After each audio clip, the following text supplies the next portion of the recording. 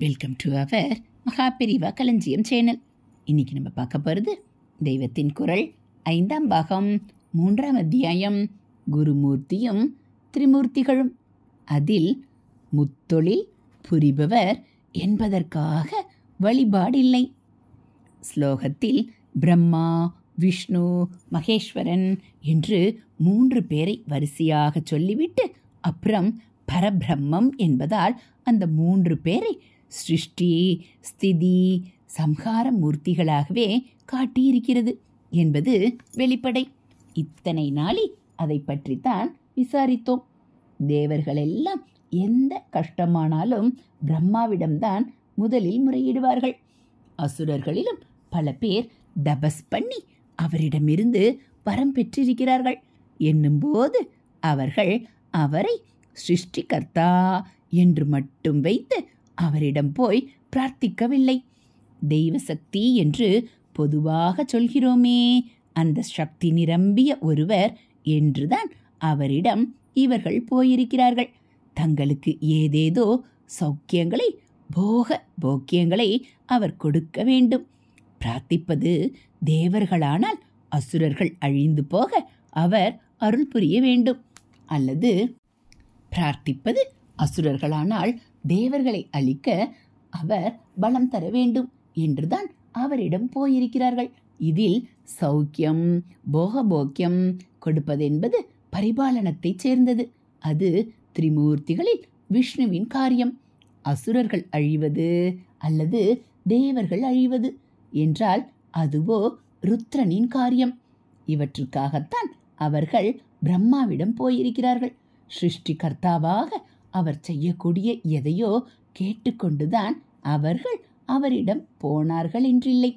தனக்கு சிரஞ்சீவித்துவம் வேண்டுமென்று பல அசுரர்கள் அவரிடம் பிரார்த்திக்க அவரோ அப்படி அன்கண்டிஷனலாக வரம் தர எனக்கு சக்தி இல்லையப்பா, மரணம் வராமல் இருக்க ஏதாவது கண்டிஷன் வேணுமானால் போட்டு கேளு, தருகிறேன் என்று சொல்வதாக பல புராணங்களில் பார்க்கிறோம்.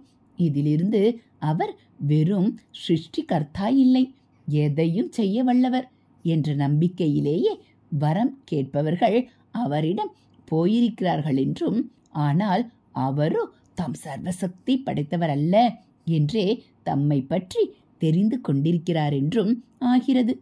யாராவது சில பேர் அவரிடம் இப்படி அடுத்த ஜென்மா கொடுங்கள் என்று வரம் கேட்டிருக்கலாம், அல்லது பிள்ளை வரம் கேட்டிருக்கலாம். இவர்கள் வேண்டுமானால் ஒருவேளை அவர் சிருஷ்டிகர்த்தா என்பதாக மட்டுமே அவரை இம்மாதிரி கேட்டிருக்கலாமோ என்னவோ. ஆனால் இதே வரத்தை இதர தெய்வங்களிடமும் சிவன், விஷ்ணு, அம்பாள், சுப்பிரமணியர் போன்றவர்களிடமும் பல பேர் கேட்டிருக்கிறார்கள். ஆகையால் பிறப்பு சம்பந்தமான வரமானால் படைப்புக்கே ஏற்பட்ட பிரம்மாவிடம்தான் போக வேண்டுமென்று பொது கருத்து இல்லை என்றே ஏற்படுகிறது. இதையே இன்னொரு தினசில் திரும்பி பார்த்தால் படைப்பு கடவுள் என்ற முறையில்தான் பிரம்மாவிடம் போய் ஒன்றை வேண்டிக் கொண்டார்கள் என்று இல்லை என்று தெரிகிறது. இதே போல விஷ்ணுவையும் சிவனையும் பல பேர் உபாசித்து இகபர சௌக்கியங்களில் அத்தனையையும் பரம ஞானத்தையும் மோட்சத்தையும் கூட பெற்றிருக்கிறார்கள் என்னும்போது அவர்கள் அந்த 2 பேரையும் பரிபாலன கர்த்தா, சம்ஹார கர்த்தா என்று மாத்திரம் வைத்து ஆராதிக்கவில்லை என்று தெரிகிறது. இவர்களை வேண்டிக் கொண்டு தபஸ் முதலானது பண்ணியே பலர் புத்திரவரம் பெற்றிருக்கிறார்கள். ராஜா இருந்தான், அவனுக்கு எல்லா சௌக்கியங்களும் இருந்தன, ஆனால் பிள்ளை இல்லையே என்ற பெரிய குறை மட்டும் இருந்தது. இல்லாவிட்டால் யாரோ ஒரு ரிஷி இருந்தார், அவருக்கு மனசில் எவ்வளவோ சாந்தி இருந்தும் பித்ரு ருணம், மூதாதையரின் கடன் தீர்க்க பிள்ளை இல்லையே என்பது விசாரமாயிருந்தது. அந்த ராஜா அல்லது ரிஷி விஷ்ணுவை அல்லது சிவனை குறித்து தபஸ் பண்ணினார். விஷ்ணுவோ சிவனோ பிரசன்னமாகி புத்திரவரம் கொடுத்தார் என்று அநேகம் கதைகள் பார்க்கிறோம். இங்கே எல்லாம் பிரம்மாவுக்குரிய சிருஷ்டியை இந்த 2 பேர் செய்திருப்பதாக ஆகிறது. அதோடு தேவர்கள் பிரார்த்தித்தார்கள், ரிஷிகள் பிரார்த்தித்தார்கள் என்று மகாவிஷ்ணு அவதாரத்துக்கு மேல் அவதாரமாக எடுத்து ஹிரண்யன், ராவணன், கம்சன் என்று பல பேரை சம்ஹாரம் பண்ணியிருக்கிறார். சிஷ்ட பரிபாலனம் என்று அவர் பண்ணுவதே பூர்வ யுகங்களில் முக்கியமாக துஷ்ட நிகிரகமாகத்தான் இருந்திருக்கிறது. சிவனை பார்த்தால் அவர் எத்தனையோ பக்தர்களுக்கு ஆயுராரோக்கியம், ஐஸ்வர்யம் என்று வாரி வழங்கி இருக்கிறார். ஸ்தல புராணங்களை பார்த்தால் தெரியும். ராஜாக்கள் கட்டிய அநேக சிவாலயங்கள் இருக்கின்றன அல்லவா? ஒரு ராஜாவின் கொடூரமான நோயை ஈஸ்வரன் சொஸ்தம் செய்தான். ஒரு ராஜா ராஜ்யத்தை இழந்து காட்டில் வசித்தபோது அவன் இந்த லிங்கத்தை பூஜித்துத்தான் ஈஸ்வரன் அவனுக்கு ராஜ்யத்தை மீட்டுக் கொடுத்தான். அதற்காகவே அவர்கள் இந்த ஆலய திருப்பணி செய்தார்கள் என்று ஸ்தல புராணங்களில் இருக்கும். இவற்றிலிருந்து என்ன தெரிகிறதென்றால், பிரம்மா, விஷ்ணு, சிவன் ஆகியோரிடமிருந்து பல பேர் பலவிதமான வரங்கள் பெற்றிருக்கிறார்கள் என்றால் அவர்கள் அந்த மூவரையும் எல்லாம் செய்யக்கூடிய தெய்வசக்தி நிரம்பியவர்கள் என்றுதான் பூஜிக்கிறார்களே ஒழிய, இவர் சிருஷ்டி மட்டும் செய்பவர், இவர் ஸ்திதிக்கு மட்டும் அதிகாரி, இவர் சம்ஹாரம் மட்டும் செய்பவர் என்று நினைத்து அவர்களை ஆராதிக்கவில்லை. ஆனால் இந்த குரு பிரம்மா ஸ்லோகம் போகும் ரீதியிலிருந்தோ சிருஷ்டி, திதி, சம்ஹார கர்த்தாக்களாக இவர்கள் இருப்பதற்காகவே அல்லது அந்த அதிகாரத்தில் மாத்திரம் அவர்களை வைத்தே அவர்களுடைய உருவமாயுள்ள குருவுக்கு பூஜை செய்ய வேண்டும், நமஸ்கரிக்க வேண்டும் என்று சொல்வதாக தெரிகிறது. இவர்தான் பிரம்மா, இவர்தான் விஷ்ணு, இவர்தான் மகேஸ்வரன் என்று சொல்லி இவருக்கு நமஸ்காரம் குருவே நமக என்று முடித்தால் இந்த 3 காரியங்களை பண்ணுவதற்காகவே அவர்களுக்கு செய்ய வேண்டிய நமஸ்காரத்தை இவருக்கு செய் என்பதாகத்தானே அர்த்தம் கொடுக்கிறது. நமஸ்காரம் என்றால் உபாசனை என்று அர்த்தம். ஒருவரை பக்தியோடு உபாசித்து பிரார்த்திப்பதற்கு நமஸ்காரத்தை அடையாளமாக சொல்லி இருக்கிறது என்று அர்த்தம். இங்கேதான் வேடிக்கையோ வம்போ வாதமோ எப்படி வேண்டுமானாலும் வைத்து கொள்ளுங்கள். வருகிறது சிருஷ்டிக்குத்தான் சாமி, சிதிக்குத்தான் சாமி, சம்ஹாரத்துக்குத்தான் சாமி என்று ஒருவரை வைத்துவிடும்போது அவரை பக்தி பண்ணி உபாசிக்க வேண்டியதே இல்லை. நமக்கு சந்தோஷகரமான ஒன்றை ஒரு சுவாமி செய்திருக்கிறார், செய்கிறார் அல்லது செய்வார் என்கிற போதுதான் அவரிடம் பக்தி உண்டாகி உபாசிப்போம். பிரம்மா நம்மை படைத்தாரே என்று நாம் சந்தோஷமா பட முடியும். அவரிடம் சண்டை வேண்டுமானால் பிடிக்கலாம் என்றுதான் தோன்றும். படைப்பதற்கு மேல் அவர் ஒன்றும் செய்ய முடியாது. அதாவது சிருஷ்டிகர்த்தா என்றே அவரை வைக்கிற போது இனிமேல் நம்முடைய இந்த வாழ்க்கையில் அவர் செய்யக்கூடியது எதுவும் இல்லை. இவரிடம் எதற்கு பக்தி வைக்கணும்? அதற்கு அடையாளமாக நமஸ்காரம் பண்ணணும். ஆனதினால் குருதான் பிரம்மா. ஆகவே குரவே நமக என்று முடிச்சு போட்டால் எடுபடாது. நாங்கள் நவீன கால பிரஜைகள், லாஜிக்கலாக சரியாக வந்தால்தான் ஒப்புக்கொள்வோம். ஆகையால் குரு பிரம்மாவாக இருப்பதற்கு அவருக்கு நமஸ்காரம் பண்ண முடியாது. குரு விஷ்ணு, விஷ்ணு சமாச்சாரத்திற்கு அப்புறம் வருகிறேன். குருர் தேவோ மகேஸ்வரக தஸ்மை ஸ்ரீ குரவே நமக என்றால் இது பிரம்மா விஷயத்தை விடவும் ஒப்புக்கொள்ளவே முடியாது. ருத்ரமூர்த்தி சூளத்தை தூக்கி கொண்டு வந்து ஹதாஹதம் பண்ணுபவர். வேற ஒன்றும் அவருக்கு தெரியாது. அவருக்கு தெரியுமோ தெரியாதோ, ஸ்லோகத்தில் அவரை சம்ஹார கிருத்தியத்துக்கு மட்டும் உரியவராக காட்டிக் கொடுக்கும்போது அப்படித்தான் வந்திருக்கிறது. நம்மை சம்ஹாரம் செய்கிறவரிடம் பக்தியா உண்டாகும். சுவாமி என்னை சம்ஹாரம் பண்ணுங்கோ என்று வேண்டிக் கொள்ள யாராவது தயாராயிருப்பார்களா? ஜன்மா எடுத்து விட்டோமே என்று எத்தனைதான் வருத்தப்படுபவர்களாக இருந்தாலும் அதற்காக பிரம்மாவிடம் என்னதான் கர்பர் என்று இருந்தாலும் அதே சமயத்தில் சம்ஹாரமாவதற்கு நாம் யாராவது ரெடியாக இருக்கிறோமா என்ன? நாம் பெரிய திட்டாக வயிறெறிந்து சொல்வதே ஒருத்தர் சாகணும் என்று சபிப்பதுதான்.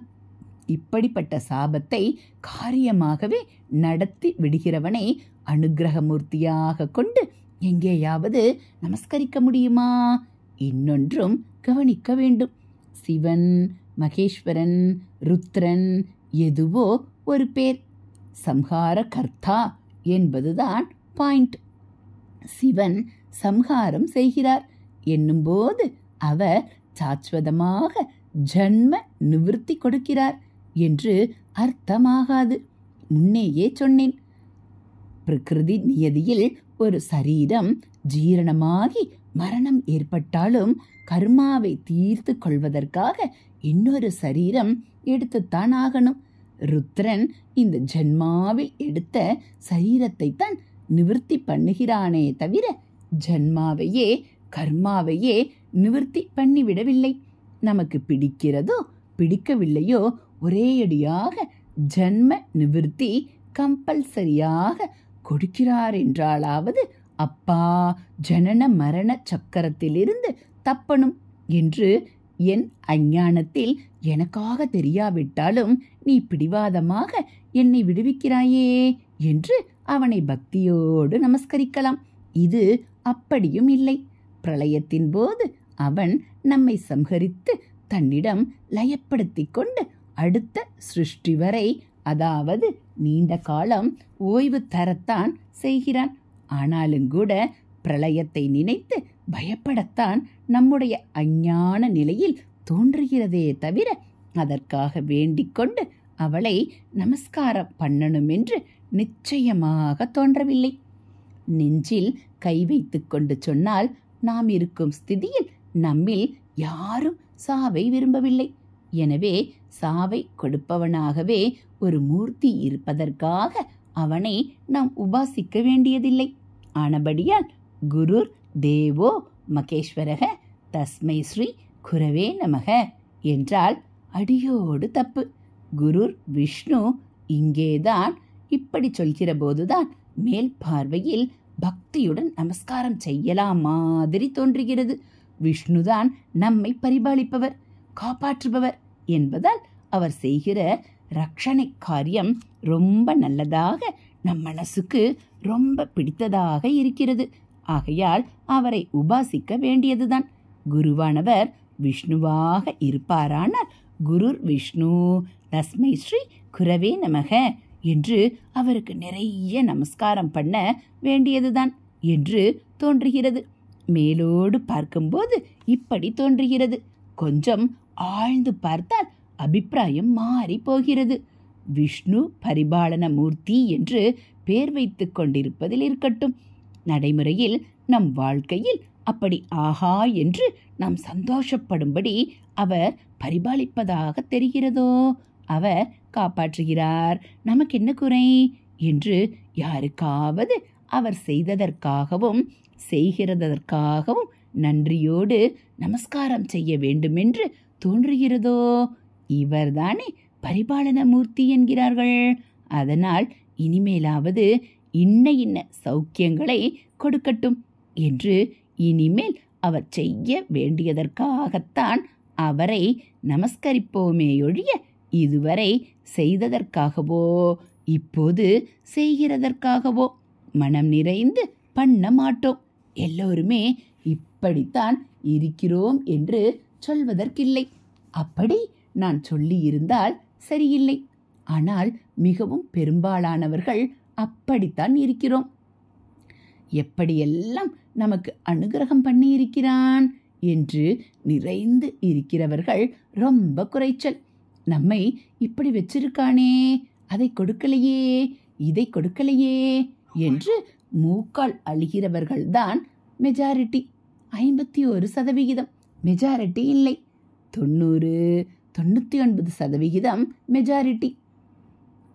இப்போது நன்றாக வைத்திருக்கிறான் என்று திருப்தியாய் இருப்பவர்களில் கூட ரொம்ப பேர் நாளைக்கும் அவனாக நன்றாக வைப்பான் என்று திருப்தியாக இருந்துவிட மாட்டார்கள்.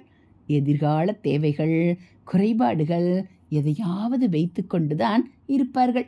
இப்போது இங்கே மகாவிஷ்ணு வந்து நின்று கொண்டு எல்லோரும் தங்களுக்கு என்னவாவது வேணுமானால் பெட்டிஷன் கொடுக்கலாம் என்று சொன்னால் நம்மில் ஒவ்வொருத்தரும் ஒரு பெரிய லிஸ்ட் வைத்திருப்போம். என்ன அர்த்தம்? பரிபாலன மூர்த்தி என்று பேர் வைத்து கொண்டிருந்தாலும் அவர் அந்த காரியத்தை சரியாக பண்ணாததாகத்தான் நமக்கு உள்ளூர அபிப்பிராயம் என்றே அர்த்தம். வாஸ்தவத்தில் அவர் பண்ணாமல் இல்லை. பிரம்மாவுக்கு சொன்னதேதான் இவருக்கும். நாம் கட்டிக்கொண்ட கர்ம மூட்டைக்காகத்தான் பிரம்மா ஜன்மா தருகிறாரே தவிர அவராக நம்மை கஷ்டப்படுத்த வேண்டுமென்று அப்படி செய்யவில்லை. ஆனதினாலே ஏனையா ஜன்மா கொடுத்தீர் என்று அவரிடம் சண்டைக்கு போவது விவேகமில்லை என்று சொன்னேன் அல்லவா? அப்படியேதான் நமக்கு லைஃபில் இன்னதான் மகாவிஷ்ணு கொடுத்திருக்கிறார், இன்னதெல்லாம் கொடுக்கவில்லை. கொடுத்ததை விட கொடுக்காததுதான் ரொம்ப ஜாஸ்தி என்றால் இதற்கு காரணம் நம் கர்மாவுக்கு இதுதான் நமக்கு பிராப்தி என்பதுதான். அவர் ஏதோ வேண்டுமென்றே கஷ்டப்படுத்துகிறார், கிராக்கி பண்ணுகிறார் என்று அர்த்தமே இல்லை. கர்மாவை பார்க்கிறார், அதை வைத்து இவ்வளவுதான் கொடுக்கணும் என்று கணக்கு போட்டு கொடுக்கிறார். அவர் இஷ்டப்படி மனம் போனபடி இல்லை. விவேகமுள்ளவர்கள் இப்படியே எடுத்துக்கொள்வார்கள். ஆனால் நாம் அவிவேகிகள்தானே. விவேகம் வந்தவர்களாயிருந்தால் நமக்கு எதற்கு குரு? அது வருவதற்காகத்தானே குரு என்று ஒருத்தர்கிட்டே போய் நிற்கிறோம். இந்த நிலையில் விவேகிகளுக்கானது நமக்கு சொல்வதில் அர்த்தமில்லை. இப்படி இருக்கிற போது மகாவிஷ்ணுவின் ரட்சிப்பு போதவில்லை, அவர் சரியாக பண்ணவில்லை என்று நமக்கு இருக்கிற போது அவரை நமஸ்கரிப்பது, பக்தியோடு உபாசிப்பது என்றால் எப்படி? ஆனால் சாக அடியுங்க சுவாமி என்று சிவனிடம் வேண்டிக் கொள்வதற்கு மனசு வராது என்ற மாதிரி இல்லாமல் நன்னா ரட்சியுங்க சாமி என்று விஷ்ணுவிடம் பிரார்த்தித்து கொள்ள இடம் இருக்கிறதே. இதுவரை அவர் ரட்சித்து வருவது நமக்கு திருப்தி இல்லை என்றாலும் கூட இனிமேலாவது நன்றாக செய்யும்படியாக அவரிடம் பிரார்த்தித்து கொள்ள இடமிருக்கிறதே. அதனால் அவர் இனி பண்ண வேண்டியதற்காக நமஸ்காரம் செய்யலாமே என்றால் ரட்சணத்துக்குத்தான் அவர் இருக்கிறார். அந்த உத்தியோகத்தை அவர் பார்த்து கொண்டிருக்கிறார். அப்படி இருக்கும்போது நாம் போய் அவரிடம் நன்னா ரட்சியுங்கோ என்றால் அவர் டியூட்டியை சரியாக செய்யாததாக நாம் குத்தி காட்டுகிற மாதிரி ஆகாதோ? இப்படி கேட்டால் அவர் கோபித்து கொண்டு நீ சொல்லிக் கொடுத்துதான் நான் தெரிஞ்சுக்கணுமோ என்று செய்வதையும் குறைத்து கொண்டு விட்டால் என்ன ஆவது? இருந்தாலும் குத்தி காட்டி குற்றம் சொல்கிறார் போலில்லாமல் வினயமாக இம்மாதிரி விண்ணப்பம் பண்ணி கொள்ளலாமோ என்று பார்த்தால் சரி, நமஸ்காரம் செய்து அவரிடம் விண்ணப்பித்துக் கொள்கிறோம். அவர் என்ன சொல்வார்? யோசித்து பார்த்தால் அவர் என்ன சொல்வார் என்று ஊகிக்க முடியும். நானாக எதுவும் பண்ணுகிறதற்கில்லை. நாங்கள் 3 பேருமே எங்கள் இஷ்டப்படி எதுவும் பண்ணவில்லை. எங்களுக்கு அந்த அதிகாரம் கிடையாது. சர்வ சக்தனான ஒரு பரமாத்மா கொடுத்திருக்கும் வேலையை, எல்லை போட்டு கொடுத்திருக்கும் வேலையையே நாங்கள் செய்கிறோம். உங்கள் கர்மாவை கொண்டே இந்த மாதிரி பிறப்பை கொடுப்பது என்று பிரம்மா வைத்து கொண்டிருக்கிறார். இந்த பிறவியில், அதாவது பிறவி ஒவ்வொன்றிலும் உங்கள் கர்ம மூட்டையில் ஏதோ ஓர் அளவு நீங்கள் அனுபவிக்க வேண்டுமென்று பரமாத்மா நிர்ணயம் செய்திருக்கிறார். அந்த அளவு பார்த்தே உங்களுக்கு ஒவ்வொரு ஜன்மாவிலும் நான் ரட்சிப்பு கொடுக்கிறேன். நிறைய சுக்ருதம் இருந்தால் அது நீங்களே செய்ததுதான். நிறைய ரட்சிப்பு தருகிறேன். குறைவாக இருந்தால் குறைவாக தருகிறேன். நீங்கள் எத்தனை ரூபாய் வைத்திருக்கிறீர்களோ அதற்கான சரக்கு தருகிறேன். கள்ள நோட்டு நீட்டினால் தண்டனை தருகிறேன். இப்படி பரமாத்மாவின் நிர்ணயப்படி ஒரு ஜன்மாவுக்கான அளவை நீங்கள் அனுபவித்தானவுடன் ருத்ரமூர்த்தி வியாதி வக்கை என்று எதையோ அனுப்பி ஆயுசை முடித்து விடுகிறார். ஆக கூடி இனிமேலே உங்களுக்கு நல்ல ரட்சிப்பு கிடைக்கணும் என்றால் அதற்கு விசை உங்ககிட்டயே தான் இருக்கிறது. சத்கர்மா நிறைய பண்ண ஆரம்பியுங்கள். அப்போது நல்ல ரட்சிப்பு கொடுக்கும்படியாக என்னை பரமாத்மா வைப்பார். ஆனால் அதுவும் கூட நீங்கள் ஆசைப்படுகிற மாதிரி இன்றைக்கு சத்கர்மா செய்தால் நாளைக்கே அதன் சௌக்கிய பலன் கிடைத்துவிடும் என்று நான் கேரண்டி பண்ண தயாரில்லை. என்றைக்கோ எந்த ஜென்மத்திலோதான் பலன் என்று பரமாத்மா தீர்மானம் செய்துவிட்டால் நீங்கள் என்னிடம் சண்டைக்கு வந்து பிரயோஜனமில்லை என்று இப்படித்தான் மகாவிஷ்ணு சொல்வார். இங்கே நன்றாக கிளியராகிவிட்டது. இவரையும் நமஸ்காரம் பண்ண வேண்டியதில்லை என்று இவரை அவரை 3 பேரையும் தான். நடுவாந்தரத்திலே ஒன்று சொன்னாரோ இல்லையோ, உங்களுடைய ரூபாய் எவ்வளவோ அதற்கேற்ற சரக்குத்தான் என்று அதில் எல்லாம் முடிந்து போய்விடுகிறது. ரூபாய்க்கு சரியாக சரக்கு தரும் வியாபாரியை யாராவது நமஸ்காரம் பண்ணுகிறோமோ? நாம் பண்ணுவதை வைத்து இப்படி பலன் என்று முடிவெடுப்பவன் எவனோ ஒருத்தன். இந்த 3 பேரும் இல்லை. பரமாத்மா என்கிறவன் சர்வசக்தனாக இருக்கிறவன். அவன் எடுத்த முடிவை இவர்களை கொண்டு அமல்படுத்துகிறான். இவர்கள் அவனிடமிருந்து பெற்ற சிருஷ்டி சக்தி, பரிபாலன சக்தி, சம்ஹார சக்தி ஆகியவற்றை கொண்டு தங்கள் டியூட்டியை செய்கிறார்கள். டியூட்டி செய்கிற ஆபீசர்களிடம் நாம் போய் இந்த பிரகாரம் பண்ணுங்கோ, அந்த பிரகாரம் பண்ணுங்கோ என்று கேட்டு என்ன பிரயோஜனம்? ஒரு பக்கம் இது நமக்கு பயன் தராத வியர்த்தமான காரியம் என்பதோடு இன்னொரு பக்கம் ஆபீசர்களிடம் போய் தப்பான சலுகை கேட்டு லஞ்சம் கொடுக்கிற மாதிரியும் ஆகிறது. ஏற்கனவே பல தினசாக கர்மா பண்ணிவிட்டு பரமாத்மாவிடம் மாட்டிக்கொண்டு முழிப்பது போதாதென்று என் தீர்ப்பை மாற்றி சொல்லி, என் சிப்பந்திகளுக்கே லஞ்சம் கொடுக்க பார்க்கிறாயா என்று வேறே. வேண்டாண்டாப்பா, நமக்கு இந்த திரிமூர்த்தி நமஸ்காரம், இவர்களுக்கு நமஸ்காரம் பண்ணுவது என்ற அபிப்பிராயத்திற்கே ஒரு நமஸ்காரம். ஆக பிரம்ம விஷ்ணு ருத்ரர்களுக்கு அவர்களாக ஏதோ செய்யக்கூடியவர்கள் என்னும்போதுதான் புராணாதிகளில் பல பேர் செய்திருப்பது போல நாமும் நமஸ்காரம் செய்து உபாசிக்க இடமிருக்கிறதே தவிர அவர்களுக்கு மேலே ஒரு பரமாத்மா சிருஷ்டி ஸ்திதி சம்காரம் என்று திட்டவட்டமாக அதிகார எல்லை போட்டு கொடுத்து அவர்கள் அதன்படியே ஆபீஸ் பண்ணுகிறார்கள் என்று வைத்து பார்க்கும்போது இடமில்லை. இவர்களுக்கு நமஸ்காரம் என்றால் அது மேலதிகாரியான பரமாத்மாவுக்கு அபச்சாரம் என்றாகி அவன் அதற்காகவும் வேறு வைத்து தீட்டுவதாகத்தான் ஆகும். இந்த 3 பேர் இப்படி 3 ஆபீஸ் பண்ணுவது மட்டுமில்லை, இதற்கான சக்தியை பரமாத்மாவிடம் இருந்து பெற்றிருப்பது மட்டுமில்லை, இவர்களுக்குள்ளே உட்கார்ந்திருக்கும் பரமாத்மாவுடன் இவர்கள் அப்படியே ஒன்றி போய் அவனாகவே இருந்து கொண்டு சர்வ சக்தனான அவனைப் போல எதையும் செய்யக்கூடியவர்கள். கர்மாவை மன்னித்தும் மீறியும் கூட பரமாத்மா பண்ணுவது போல அல்லது கர்மாப்படியே நடப்பதை நாம் அழாமல் மூஞ்சியை சுளிக்காமல் சாந்தமாக ஏற்றுக்கொள்ளும் பக்குவத்தை அவன் தருவது போல இவர்களும் தந்து விடுவார்கள் என்று வைத்து கொள்ளும் போதுதான் இவர்களை நமஸ்கரித்து உபாசிப்பதற்கு இடம் இருக்கிறது. எந்த தெய்வத்தையுமே இப்படி முழுமுதற் தெய்வத்தின் ஒரு தோற்றமாக கொண்டு, ஆனாலும் குறிப்பாக இந்த தோற்றத்தில் இது இந்த காரியத்துக்கு அதிகாரம் வகிக்கிறது.